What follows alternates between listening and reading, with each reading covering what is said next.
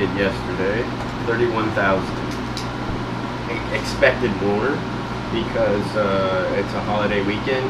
Probably tomorrow will be a lot more, but 31,000, it's about average for this plant, but not average for this time of year. This time of year we're getting 10 to 12,000 gallons a day, and then it jumps up to 31,000. It really hinders the process because, you know, I always explain it like if I was feeding you a slice of pizza every day, and then on the weekend I would feed you an entire pizza and make you eat it, you'd probably throw up. Well, that's what the plant did last night. It's been taking a slice of pizza all week, and then this last 3 days it's been getting force-fed a full pizza, and it threw up.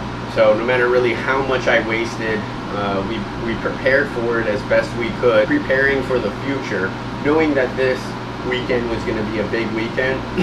We wasted our solids way down to prepare for the onslaught.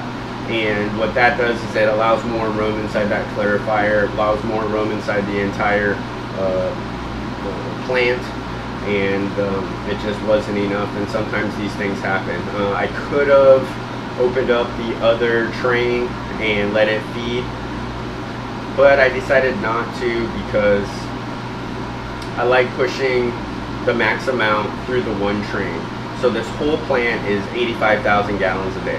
One train is 55,000 and the other train is 30,000. So we use mainly the 55,000 gallon a day train. Now at 55,000 gallons a day, I really only should be pushing 50%, let's say about 27,000 through it, to be on the safe side. That's how it's engineered to operate. Usually I do. I mean, it should be able to take this. But when you have a time frame where it gets used to low food intake, and then you slam it with food, things like this are just going to happen. Like I said yesterday, our settle was 550. It did drop down to 400 in an hour, and I have it pushing probably, let's see, 22 gallons a minute constantly.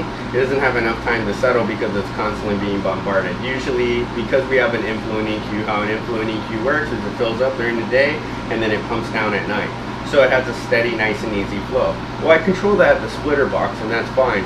But when, let's say, 2 pumps kick on and the level gets a little high, then the rate that it's coming through the splitter box is a little bit more, and it's just too much for the plant to take.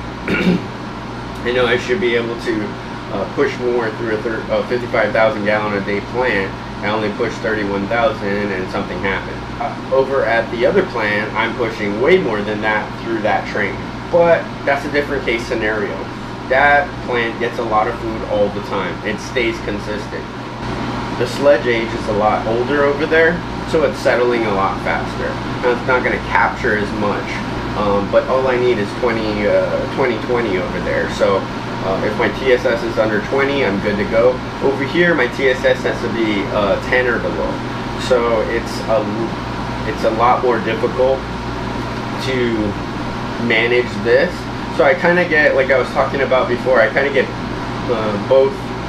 The best of both worlds. Over here I get to do biological nutrient removal, I get to look under the microscope, I get to do my process control and figure out how to bring those numbers down. Over there I don't really get to do that. It's just managing an older system.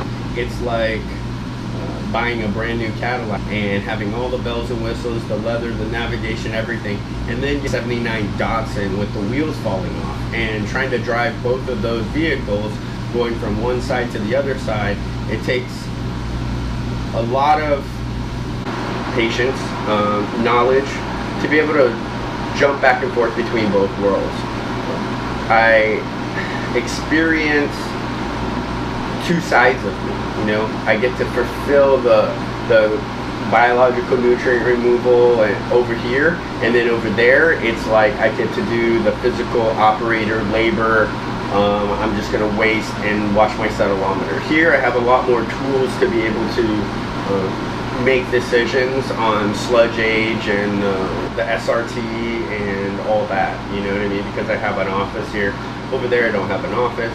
So to give you like the double world that I'm living, it's sometimes it's pretty difficult because you got to go back and forth. But I love the challenge. I love the challenge. Don't get me wrong. I love it. I get to stay in biological nutrient removal on one hand, and on the other hand, I get to make water for grass and landscape, and I love it. It's great.